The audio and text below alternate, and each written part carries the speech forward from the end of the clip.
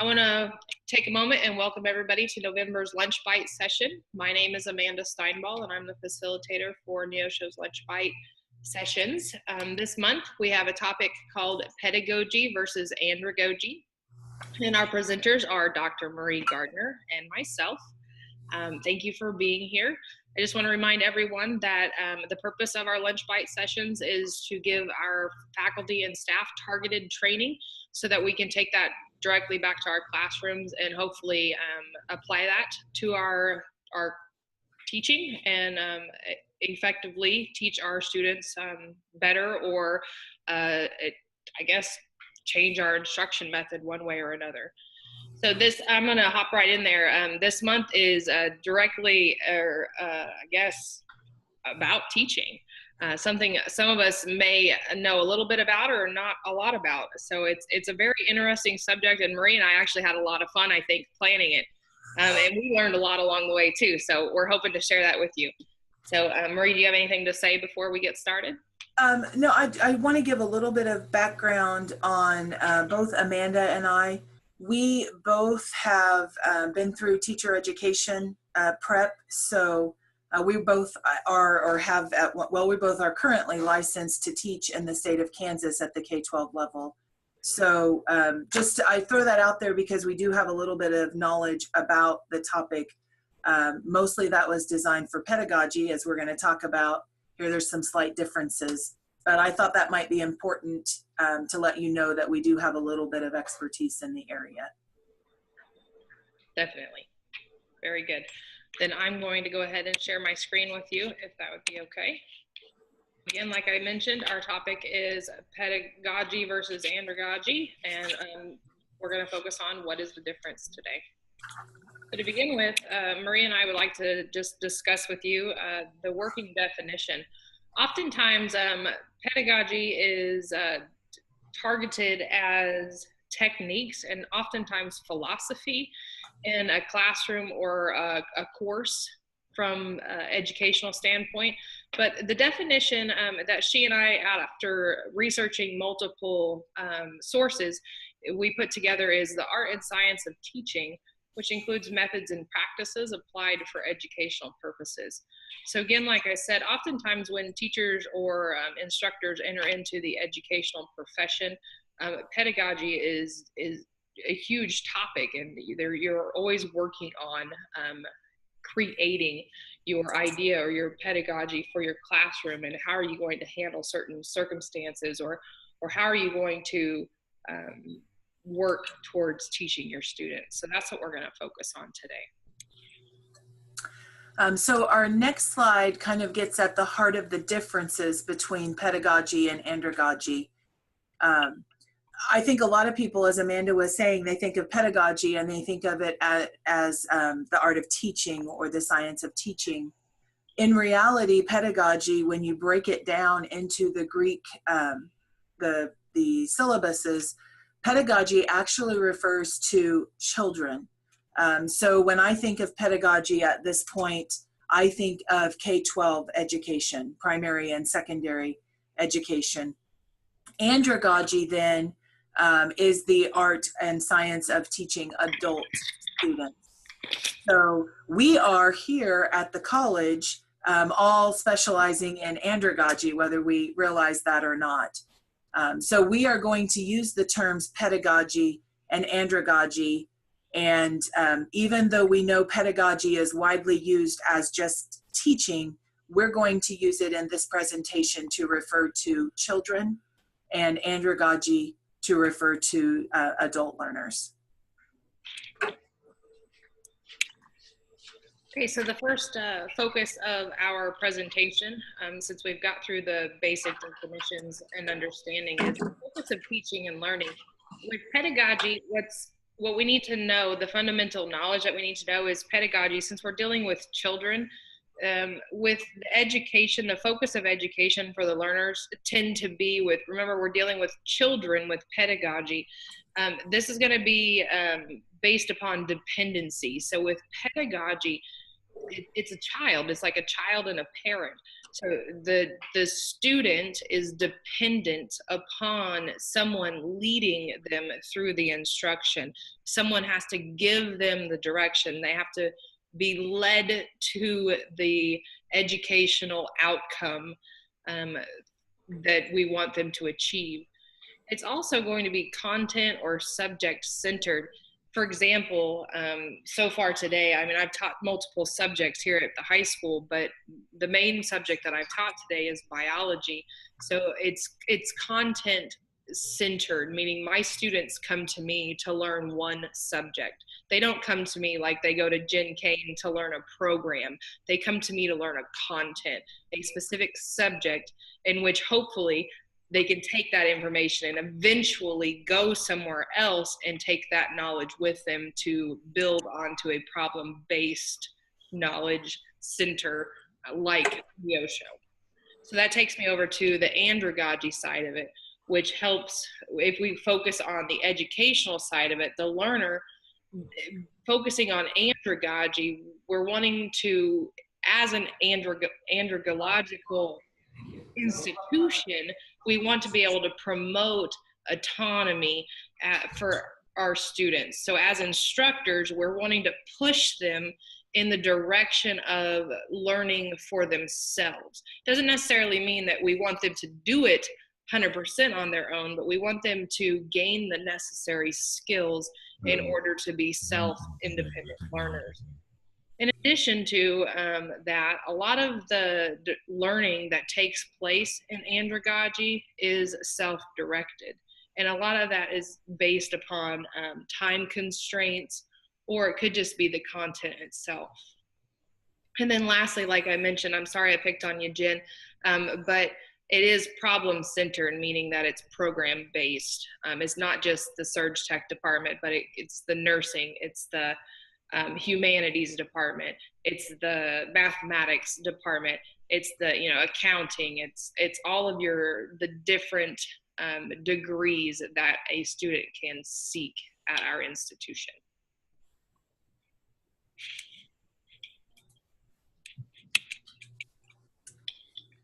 So next we want to talk about the authority and the control for the two different scenarios. With pedagogy, thinking K-12, primary and secondary schools, basically the teacher is mandating what the student will learn and how they will learn it. Again, I think Amanda just touched on this. There's a set curriculum, and the curriculum defines a lot of times the sequence that classes are taken. And then within the class itself, you have to cover concept A before you can cover concept B. So a lot of that is set at pedagogy. The instructor is extremely important in the pedagogical situation. Again, we're talking about minor students who aren't really self-sufficient yet, so they need a little bit more guidance or a little bit more being led through the learning experience. At the collegiate level or the post-secondary level for Androgogy, you see a lot of instructors becoming more of a facilitator or a guide. You may have heard the phrase sage on the stage or guide on the side. Has anybody heard that phrase before? Sage on the stage really is more lecture-based, where the instructor is central to the learning experience. Guide on the side means there's a little bit more flexibility, a little bit more control by the students, and the instructor's job is to make sure that the student's going in the right direction. They're not getting incorrect ideas or making incorrect connections between the content. So you do kind of see a change sometimes in how the instructor will facilitate the classroom experience. So again, the instructor becomes more of a facilitator. The student is definitely important, and in a lot of cases will have more control of their class experience, but also at the college level, they definitely have control of what classes they're going to take, what program of study they might want. Are they going to get gen ed classes so that they could transfer? If so, they have the control of what class they take in the fall and what class they take in the spring. Are they wanting to get into one of our tech programs? That's their choice if they do. And then we understand their set curriculum. You have to do nursing 1 before you do nursing 2. You have to do your prereqs before you get admitted to the program. But the student has more control over those choices. So Amanda, do you want to add anything on that? And I didn't say earlier, but if anybody has questions or comments, please go ahead and jump in as we're going through the slides.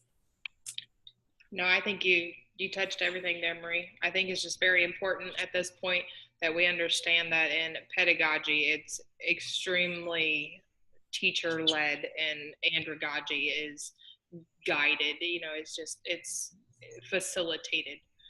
Which, as an instructor of the college, I think all of us that are logged on today, I mean, we understand that. I would jump back in and say, we're not saying that we shouldn't be lecturing. I know that there are lots of scenarios where we have a bulk of information that we have to get across to students, and the fastest and best and most meaningful way to do that is through lecture. We're not saying don't ever lecture. We're just saying that there might be a change in what you would always lecture in one scenario. Now we want some other interactions for the student to make those connections. So please don't walk away and say, oh, they said we're never lecture. No, that's not the point. No, not at all the point. Good point, Marie. All right, our next slide talks about student readiness to learn. In pedagogy, for lack of better terms, I guess I would like to say it, pedagogy seems to be, if you ask my students here at the high school, they're forced, mandated by law to be here. They don't get a choice. They're required to be here. That's when I ask them, why are you here? They say, because I have to be here. So pedagogy, their readiness to learn is because their parents or the law makes them to be here. And they're here because they have to be here to graduate so that way they can move on and do the next thing that they want to do in their life. On the opposite side of that, the flip side of andragogy, this is where we get the learners that typically want to be there. So we get andragogical learners when they get to the point where you can answer why. And if their why that they can answer is for self-improvement, for a life change, or another reason that's internally motivated, then they've reached that point where they can learn through andragogy. Other than that, though, they're still learning through pedagogy. So I want to make a point here that age is not a limiting factor here. I can have students at the high school level that are ready to learn through andragogy methods.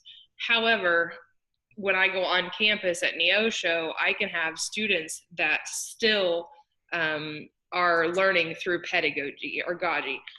So again, make sure you guys understand that age is not the limiting factor here. It's internally based.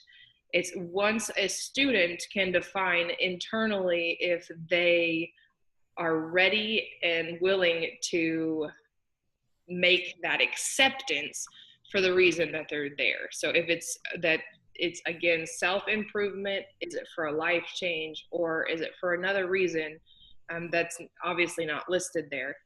But if they're being forced to be there, or they have to be there for some reason, maybe because their job makes them, or their parents are making them, or somebody's paying for it so they have to be there, and the reasons like that, that's definitely not a readiness to learn. They're just there. Does that make sense? Marie, do you want to add anything to that? I want to give an example out of my own personal experience, if that's okay. Mm-hmm.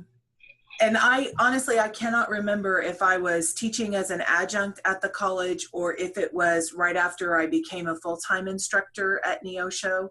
But there was an occasion with one of my math classes where we finished the content that I had planned to cover a little bit early. Like, you know, we have block classes, so maybe 20 minutes early. And so I did the thing that I thought would please my students, and I let them go out of class early. So I dismissed class early that one day. It only took one time. So all of my traditional age, straight out of high school students, what did they do? They beelined for the door and they were gone. And then I had some adult learners. At that time, I had some students in that class that knew they were here as adult learners. They were wanting to get into the math program, or I'm sorry, the nursing program, and they were in my, it was beginning or intermediate algebra class so that they could pass the TEAS test and get accepted into nursing. They had a clear goal on why they were here at Neosho. And I had a couple of those older students come up to me in that time that I let my students out, and they really let me have it because, number one, they're paying for their education. So they viewed me letting them out early as me not using the class time that they were paying for. They were not happy that I had said, you know, you can go early because, and it wasn't like I was leaving the room, I was there to answer questions. But it really was an eye-opener for me, probably my first experience like that, that really hit home. You know, those students that beelined for the door, they really were there in my room because someone else was making them be there for whatever reason. Whereas these students had an internal reason. They wanted to learn math, they wanted to do better on their TEAS, and they wanted to use their class time fully. Part of it is who's paying for the education. Part of it is why were they in the room in the first place. So I think that example kind of, for me, helps solidify what we might expect from our younger learners versus what we might expect from our adult learners, if that makes sense. So far, just to kind of recap for those that are attending the lunch bites today, up to this point in the presentation, we're still creating basically a definition of a learner for each of these two types thus far. Here in just a little bit, Marie and I have planned to show you how to help you teach certain ones. So I know you guys are probably, if I was attending this seminar, I would wonder, well, what do I need to do about this? So just stick with us because we do have some good things planned for you. So just, we're just about there, but I just want to make sure you guys, we're still creating the entire story for you. So stick with us. So our orientation to learning with the pedagogy, Amanda, is this my slide or your slide? That's yours. Okay. So it's very subject-centered. Amanda talked about that a little bit earlier, and I talked a little bit about the sequencing, determining what is taught and when it's taught. The younger learners don't have life experience like our adult learners have. So we have to try to make connections in the content with topics that they might have learned in a previous class. Whereas when we get them at the andrological level, then we can start relating our content that we're teaching to things that they might have had experience with in their life. Illness, death, you know, things that, car wrecks, things that happen the longer we live.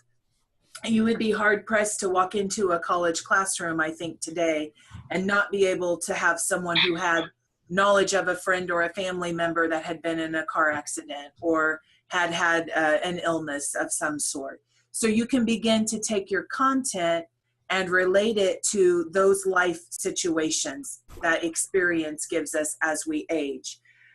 Also, the reasons why those students are in your room. You can build your content. So in Jim's case, if he's teaching an accounting class, he's teaching a potential accountant down the road. So he knows that the student is enrolled in that class because they want to be a CPA eventually. So he can relate the content. When you are working as a CPA, then it's important to realize this or that. The same thing is true for all of our programs, nursing and surg tech. Relate your content to what they're going to experience when they're in the field, when you're in this situation. And then, of course, also building in the student interests. What are their hobbies? What do they like to do in their free time? A lot of times we can take our content and relate it to some student interest. I'm looking at Alan. Alan teaches our music classes here. Even though a student might be enrolled in music appreciation, they likely have some sort of music that they listen to. So Alan can take his content and relate it back to a personal interest or hobby, or a way that a student might spend time with their family or friends. Those are ways that you can take your content and build it out to get your students to buy in maybe to what you're teaching. Perfect. So I'm going to expand a little bit on what Marie was just saying about experience. So when we deal with pedagogy, those students come to us as, like we mentioned before, we're going to emphasize on children. They come to us with little experience. So I'm going to refer again back to my high school students. Actually, a perfect example would be today. I was teaching them about population dynamics. And we were calculating population density, and I had to remind them the simple equation of how to calculate density. And I had to start very, very simple and remind them what that calculation or that equation was, and then I could use their little bit of experience that they had in mathematics. And then once they felt confident with that past experience, then I could add a little bit more, and then we could build upon that. So I couldn't, when they came into my classroom, I couldn't just throw a ton of new equations at them and expect them to hold on to them and just to run with them, because they haven't had much experience except with one or two of the equations that I needed them to know for today. However, at the college level, when I go to teach adults, I could feel fairly confident that my adult learners have had most of the equations that I worked with today. So I could go in and I could hit them harder with some of the deeper knowledge that I would need to expand on in order to achieve my educational outcomes a little quicker. And then as adults, you and I both know that as we learn in our specific content areas and our areas that we focus on, you know, we get those light bulb moments that you're like, oh yeah, well that makes a lot more sense. Even in the teaching profession, the longer I teach, the more things make sense. Sorry. The more things make sense to me, because I work more and more with it, and I get to apply more of my life experience to my content area. So that is Androgogy right there. Okay, so now we're going to hit back on why students might be motivated to learn. And again, we've touched on some of these things before, but when you're thinking about your children who are learning, we think in terms of external factors that are impacting why they are there. Amanda mentioned earlier, the law says you're going to be in a class until you're at least 16 or a parent signs you out. That's an external factor impacting why they're there. Grades, making the grade tends to be a motivating factor for some students. Some students don't care. Avoiding consequences. Think about parents who might be saying, no, you can't have a D, or what happened to the B in this class. So avoiding a consequence of a penalty, perhaps if they get grounded, if their grades slip, or you know, if they skip class, there might be some consequences through the school administration as well as their parental factors. Emotional acceptance. This is a big one for me. A lot of younger students tend to be motivated by pleasing other people. I happen to have a child who is this way, and I happen to have a child who is not so much this way. They could care less if they please someone. Their motivation comes internally. So it's not like they go out of their way to displease their teachers, but that's not a motivation for them. And I'm not saying it's right or it's wrong. I'm just saying it's kind of the way we're built and the way we're made up. So emotional acceptance with peers, emotional acceptance with the teachers, those are factors that impact why a student might be motivated to learn, as well as going back to grades, making the grade to be recognized as being on the honor roll, or knowing at the end of my high school career I might get a scholarship if I have good grades, or do well on the ACT. I might be motivated to learn in Mrs. Steinbaugh's biology class because I know it's going to come up on my ACT that I have to take. We think pedagogically, most of the motivation comes externally. With andragogical learners, we tend to see a switch to more intrinsic motivating factors. Can you call back? We want a better quality of life. So my perfect example for this might be the parent already has 1 or 2 children, and they want to come back to Neosho to go through a program so that they can get a job where they can get paid, and they feel like they can better support their families. That's very definitely an intrinsic motivation factor. They want to improve their quality of life and be able to provide for their kids. Some students are here because they have a natural curiosity about a topic. When we think about all of the blocks of classes that can be taken to fulfill our general education requirements, there's a lot of choice involved, and they can choose a topic that they are more interested in. Also, self-development and recognition do play a factor, but tend to be more intrinsic. They might be motivated because their instructor comments on their paper that they've written, and they have been recognized for doing a good job on that. And of course, there are some extrinsic factors that still come. The recognition and the praise there kind of fall in both categories. But also, people tend to get raises. Our adult learners tend to be working, and when they complete an associate's degree, they tend to get a raise. In our nursing program, they can get a raise at the end of year 1 when they become an LPN, as well as another raise when they become a full RN after they've passed their 2nd year. So money is a factor. I think that also plays back into wanting a better quality of life and being able to provide for their family. So just thinking about what motivates your students to be in the classroom.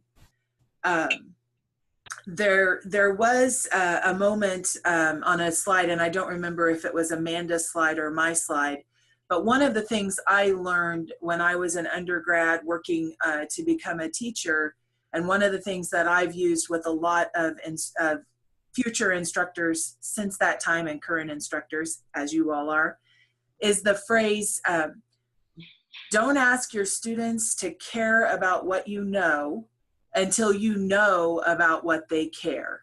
So finding out what is your, I think it was the interest slide, what are your student interests? What is their purpose for being here? What are they trying to do? Figuring that out, building that relationship with each student to understand what is their motivation for being here will help you and will help your student buy into what you're doing in your classroom. I may have just given a little bit of a preview of a tip. Sorry, Amanda. I might have jumped ahead. That's all right. That's all right. Okay, so that brings us to the next phase of our presentation today. So I think at this point, I'm going to recap once again. I'm hoping at this point our attendees are understanding that at the Neosho level, Androgogy is the focus of our education because we tend to teach adult learners. However, that's not 100% accurate because we do get some students to us that aren't at the level of adult learners because they have not gained the necessary skills in order to reach the level that we need them to. So I'm going to give you some tips now, just in general, on how to teach adult learners. And then Marie's going on the next slide talk to us about how to reach those students that aren't quite at the level that we need them. So in general, at the level of classes that we teach at Neosho, a couple things that we can do as instructors just to keep in the back of our heads to help promote a deeper understanding and educational environment is, number one, to help all of our learners, is to keep an accurate course schedule and up-to-date course schedule, because we know that things change and things come up throughout the semester. Dates change for one reason or the next. If that happens, just keep our course schedules up to date. That's why Inside NC is extremely easy to upload new syllabus supplements. And if you don't know how to do that, I would be more than happy to help you with that. At some point, you and I can get together and I can help you with that. But we need to keep those course schedules up to date online. And then in addition, another way that we can help our adult learners is, because everybody's schedule is crazy, as your schedule is, my schedule is, we can use that Inside NC assignments, and we can always make those assignments viewable 1 week prior to the open date, or when we want them to go, live or active to our students, so that way they know what's coming up. The third one that I listed there, though, is something Marie already talked about, and we want to try to, if at all possible, use the entire time of our class periods or class times, I guess, that we're scheduled with our students. So if you don't already, try to plan as much as you can. I mean, there's always activities or review methods. And again, with Marie and myself, I mean, we have that educational background.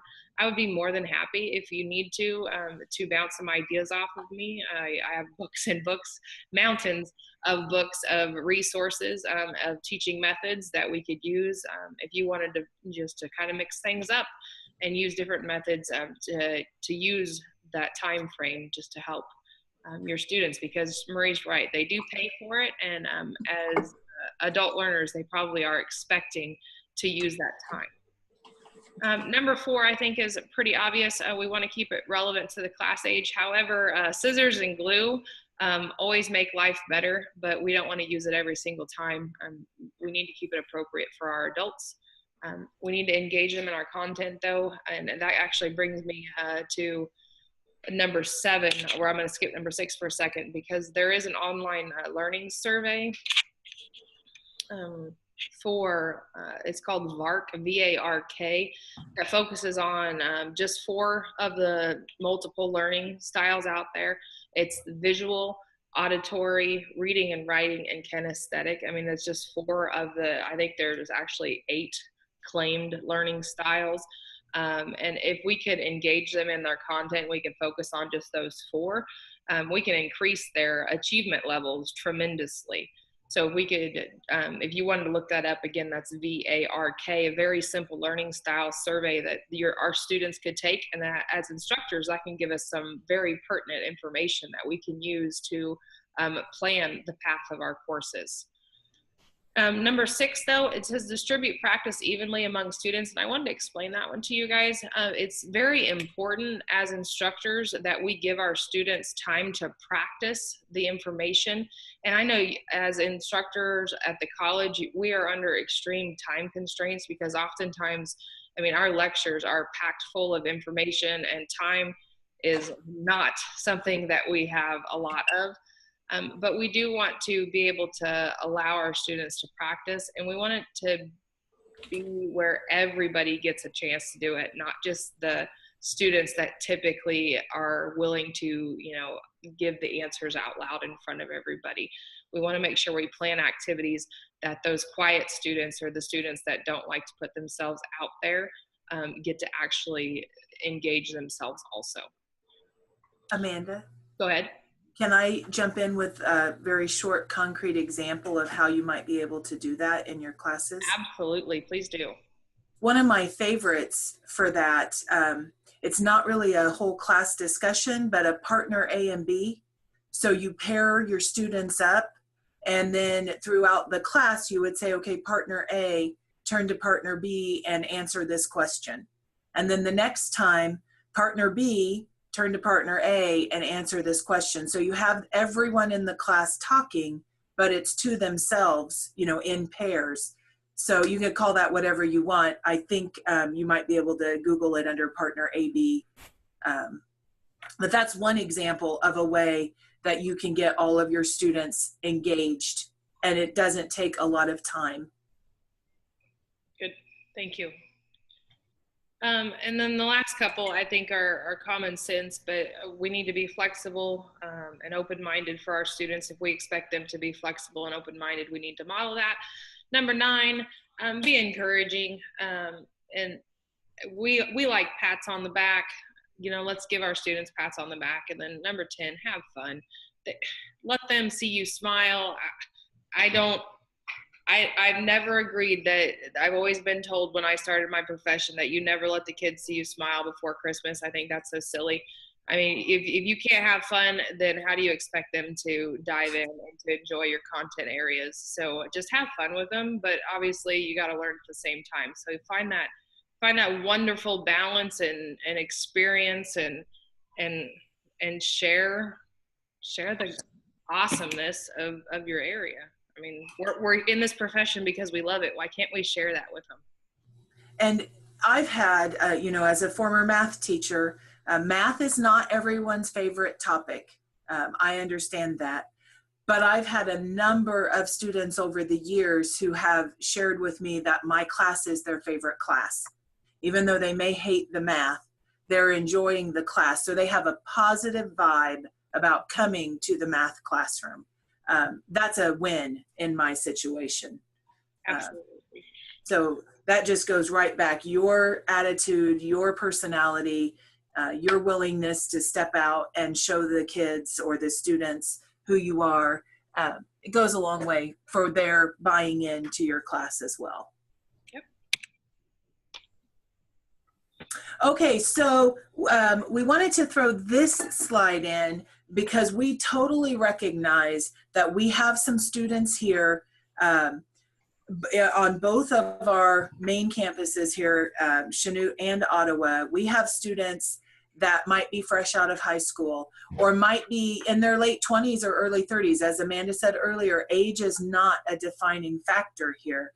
At the Ottawa campus this year, we have the Northern High School Initiative where we have juniors and seniors being bused to our campus. So we know we have students who are not yet of age who are here, and they may not yet be ready to take that control, have that internal drive to be motivated to go home and do their homework when they're supposed to, or to be ready to take ownership of their learning experience. So we wanted to put together some tips on how we as instructors can help some of those students transition from what they're used to where we want them to be, if that makes sense. So number 1, going back to that relationship, there has been a lot of research between the student and the instructor. That relationship that is built between that one-to-one relationship that is built is often the defining factor about whether a student will have success or not at college. Just tons and tons of research. This college has clubs precisely because we wanted to provide a way for instructors and students to connect outside of the classroom. So inside the classroom, outside the classroom, that relationship that you build with your students, if you ask them to do something that they're not really comfortable with, but you have a relationship with them and they know that you're going to help them through that and not leave them hanging, it will be a much better experience for both of you than if you're saying, no, you have to do this and you have to figure it out on your own and I don't have a relationship with you. I think we can all understand that, but I don't think we can stress enough the importance of building that relationship with each of your students. And then metacognition. Believe it or not, our students don't know how to be active learners. And I think back to my experience in college. I was not the student that answered every question. I typically don't talk a lot, especially in class situations.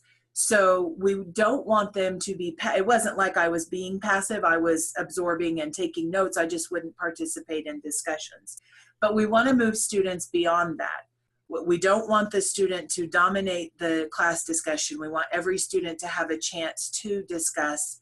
But beyond that, we want them to become active learners.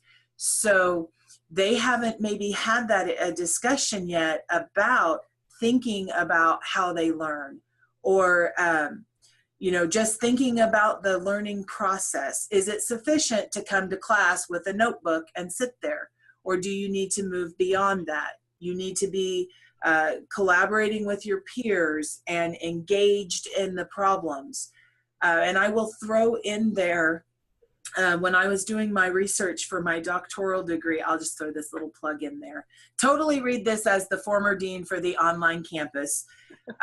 Think about this. In a face-to-face classroom, you ask a question and some students will discuss it. In an online class, you ask a question and every student has to talk about it in the forums. So one of the quotes, which is just stuck with me, in an online class, every student goes to the chalkboard. So even in our face-to-face classes, if we start to do one forum discussion through the portal or two throughout the semester, you are getting more students engaged potentially. Unless you are doing a fabulous job, and some people do, about making sure every student is participating in the class discussion. So enough on that. Let's move on to number 3. So again, going back to what has the student experienced or what have they already learned that we can build our new knowledge on. Part of this is allowing reflections. And if you're not aware, through Insight and See, you can use the forums as a private journal or a private topic. This has been a fabulous experience for some instructors that have done this. Doesn't matter if you're what your modality is. Could be face-to-face, hybrid, or online.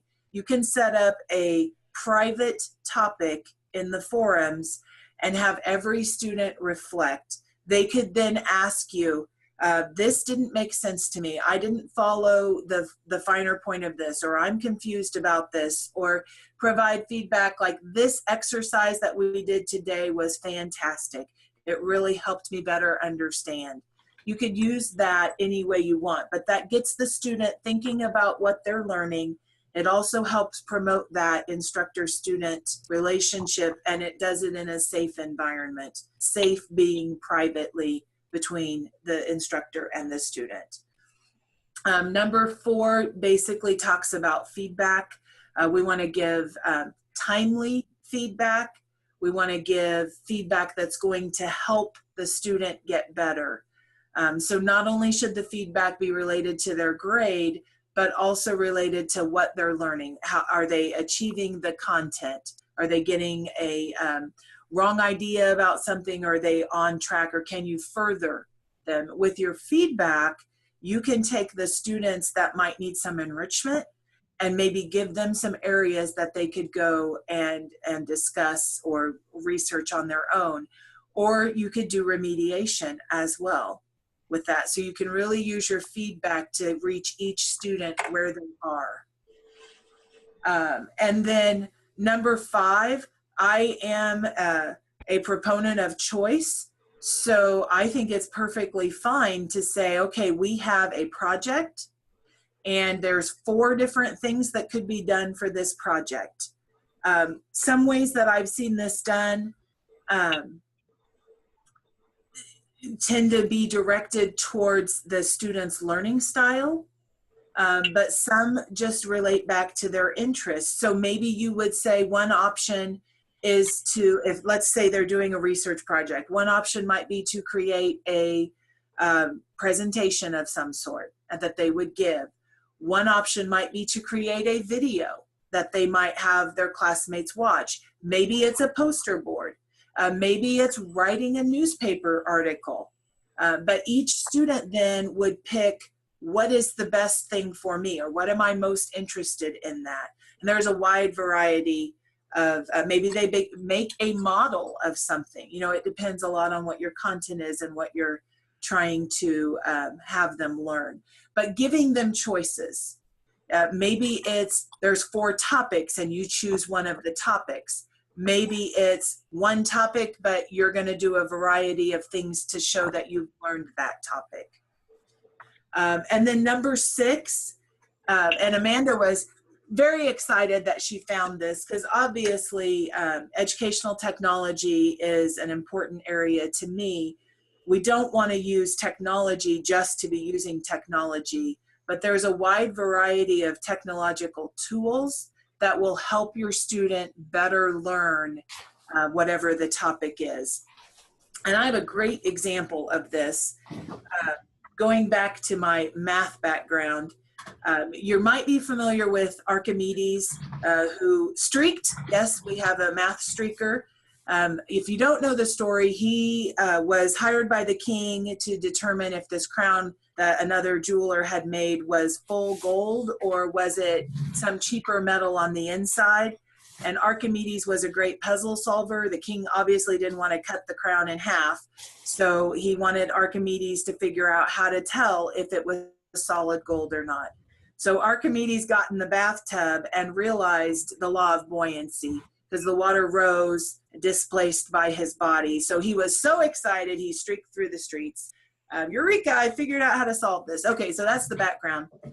Someone created, and I wish I could play it, but on my new computer, I can't get Flash to work at the moment. So someone created this tool where the students could put Archimedes in the bathtub. They could turn on the faucet, they could pull out the plug, they could do all these scenarios, Archimedes out of the tub, plug in, faucet off, and then there's a graph in real time that's showing them the level of the water. So they begin to make the connections between what happens when the plug goes in and the water level, what happens when I turn the faucet off. So it's drawing this connection. They can go through this simulation and control it many different times. There's even a setting to control the flow that goes out the drain, as well as the flow that comes in. But the key is it's a technological tool that each student could sit down and play with and watch the graph. And then when I show them the graph that I had of the aquarium, and they had to put the events in order based on what happened in the graph, it was better. So that tool, that Archimedes simulation tool, was a technological item that I used to help them learn. That's the type of technology that makes their education more meaningful to them. And if you want to see Archimedes, because I know you're all on your seats wanting to see that, I can send you the link and maybe your shockwave will work. But anyway, Amanda, what would you like to add here? I just have a picture of Archimedes streaking right now. That's a great image. I think that's great. So we just need to make sure we're taking any step possible. And it's kind of, it almost feels like at points where we're holding their hands to, I guess, lack of better terms, because we unfortunately do get students that come to us at Neosho that don't have the skills that they need, unfortunately, to become adult learners. But it is our job as instructors to teach them the best that we can. Obviously, that has constraints, but if it takes just a little bit more nudging, then, you know, as long as it's within our means, I think that we should absolutely try to do it. So I'm going to jump back in for just a second, because while you were talking, I was reminded most of us on this call likely had a parent or two or siblings that went to college, but at the community college level, we have a large population of students that don't have any family members that have been through this experience. So they don't necessarily know what to expect or how to transition. So you might have a first generation college student in your classroom, and then hopefully you can think about some of these things. And as Amanda said, the hand holding, it might feel like that to us, but we might be that first person for that student to help them understand what they need to be doing at the college level. I just think as I haven't worked at Neosha very long, but the 5 or 6 years that I have, I do know that the staff there is extremely caring and compassionate. And I don't think that I have never once had an issue in which I don't think that you guys are willing to not help a learner. So I don't think that that's the problem. And please don't think that that's at all what we're accusing you of. But I think that if a student needs the help, I don't feel, and I'm sure Marie feels the same way, that I think that you guys are going to take that extra step to help them. So thank you for that. Can I jump in here real quick? Yeah, go right ahead. I teach a couple of sections in the fall of first year seminar, and I'm even in my survey courses, Music and Appreciation, Music in America. I do take time the first couple weeks to address the learning style and hey, this is what we expect at college as far as self-motivation and stuff like that. There's a great little chart that comes out of the first year seminar book that says, here's how high school worked, here's how college works. And because most of the students that I deal with are college freshmen, 18 years old, you know, as opposed to, I don't have very many older returning students or non-trads. So that's my only concern, and the reason I bring that up is because I know there's always talk about the value of the first year seminar course and how better can we teach it, because the students get bored with it after about the 5th week. And but that's some valuable information, and I do have many students. I'd say 2/3 of the class had every semester, including in my survey courses, did not know what they were expected to do. They just came to college because their parents told them they had to go to college. Mm-hmm. Thank you, Alan. Thanks for adding that. And I'm going to go look that chart up because I want to see it now. Can someone provide that chart? Sure. I think we could email that out. That would be amazing. I can email it to you. Because I've had students who are brand spanking new and the first year seminar classes are at capacity. And so then they take it in their 2nd or 3rd semester, and then, you know, but that would be great. That class really, and I know we're branching out into advising, but that class really needs to be the first experience that they have here. They just get so much out of it that helps them down the road. Unfortunately, it's really front end loaded. I mean, there's so much information you've got to get to that incoming freshman. I wish we could require them to come to school a week early just to get. Yeah, like require it in the intersession. Yeah. Well, that's why we run on both campuses. We do run first year seminars before, so we get a number of the students, but not by any means all of them. Sure. Yeah, Maria, I'll send that to you, and then you can. Okay, and I can send it out to everybody on this call. Great. Perfect. All right, well then I'm going to go ahead and move forward to our last phase of the presentation, and I know I'm going to try to go through it fairly quickly because I don't want to run over too far over our hour, because I know you guys have a busy schedule, but I did want to give you one example of a comparison between the 2 different teaching techniques, pedagogy versus andragogy. Sorry guys, it's our lunch bell. And I'm just going to use a topic, like I said earlier, I'm currently teaching population density. I'm sorry for those that science isn't your forte, but just stick with me here. And I color coded it for you. Pedagogy, obviously dealing with children. Andragogy is the adults. So I use, in my teaching, I use what's called a 5E model. My students are going to come in, but they know to be super quiet, so you shouldn't hear them. So the 5E model walks me through each step. So I just went through engage, explore, explain, elaborate, and evaluate. This is the steps in which I take to get through a topic or to teach a topic with my students. So you'll notice that with pedagogy, it tends to be obviously more teacher-led. So I always have an engaging activity that I'm going to draw my students in with because, like I said earlier in the presentation, they don't have those experiences that I need them to have. So I can't draw on past experiences. So I can't say, hey, do you remember this? Or can you remember when? So I need to create those experiences. So then later on in their learning career, we can draw on those.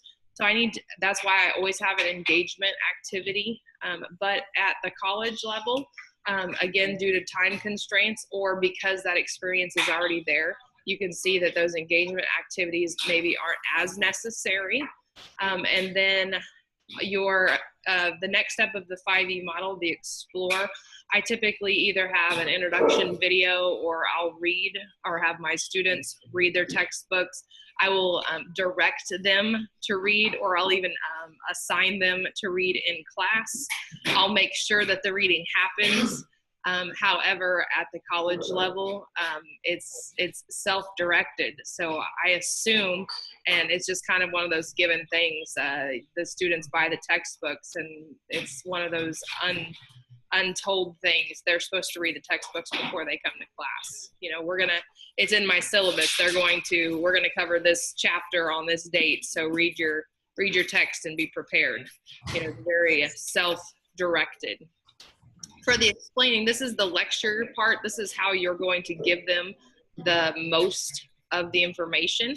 You can notice that it's pretty much evenly distributed here between pedagogy and andragogy. It's about the same, but in the pedagogy part, it's the interactive notebooks. This would be me directly giving information to my students. This is me guiding them through activities, and then possibly even giving them an assignment to take home. Sorry about that. To have them practice their knowledge, and then I can bring that back, and then I can give them feedback. At the andragogy level, it's the kind of pretty much the same thing. I'm going to have some sort of lecture method. Obviously, you're going to want to vary your teaching styles, and I put that note there for you. If you just came in every single time you guys had lecture and you wrote on the board, it's going to get pretty monotonous. But if you can vary your teaching styles slightly, then you're going to achieve higher education outcomes. And then if you could also vary activities according to learning styles, you're going to adjust your outcome achievements also. But then also one thing too that you can do on the college level, your andragogy, is like Marie mentioned in the previous slide, is you can encourage your students to use those online or app-based technological, I guess I don't know what the word I'm looking for here. Enhancements, I guess is a good word for that, to promote that additional studying. But if I were to do that on the pedagogy side, I would have to basically give them class time to do that. I would have to make sure that they do that. So it's the directed versus the non-directed. And then after I've given them the information, I'm going to elaborate on that. So then on the pedagogy side, I would have them take the information and we're going to do even more with it. So I can have them use a United States map, and we could do even more calculations, figuring population densities. And then eventually we're going to make it to the end where I can give them a test.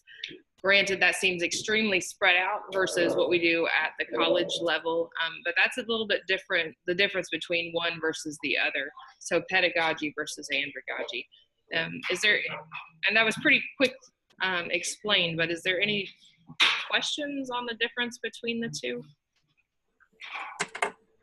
Marie, do you have anything you want to add to that? I don't. I like your example. I think that was very helpful. And I like the 5E model as well. Thanks. Well then, Marie, would you like to wrap it up for us? Is there one more? Yep, thank you. Okay, so I do know we're a little bit after noon and Amanda probably needs to leave, but I will stay on Zoom if anyone wants to stay and talk a little bit more about this. But again, here at the college level, we want to be following andragogical practices. We want to be helping our students transition into being ready to be an andragogy at that andragogical level as well. We'll find that we often rely on both sides, the pedagogy and the andragogy, but overall, the majority of our students should be coming to us ready for this, and then we may want to be helping a few of them with that transition. So I think that is what we had planned today. Hopefully you found this helpful. I will give my general disclaimer. We always like feedback, and we always like ideas for future topics. So if you have either, please let Amanda or myself know. I really appreciate you coming today. I have everyone who was on the call. So Alan, if you have time to email me that, that's great. If not, I can go to one of the instructors here and get that, and I can send that out. Amanda, is the presentation that we went through available anywhere? It is not, but I have it. I can send it. Actually, I have it downloaded as a PDF, so I can make sure. I can also send that to you, and then we can send that to those that are on the slide. So I could send out the PDF as well if there was information that you might want to refer back to. So Yes, I'd like it. Apologize for running late, but thank you for being here, and I will stay for just a few more minutes if anyone wants to continue discussion. Absolutely, and I'm open to email too. I mean, if anybody would like to ask me a specific question, I'm sorry I have to go, but thank you for attending, and I'll see everybody next month. Thank you.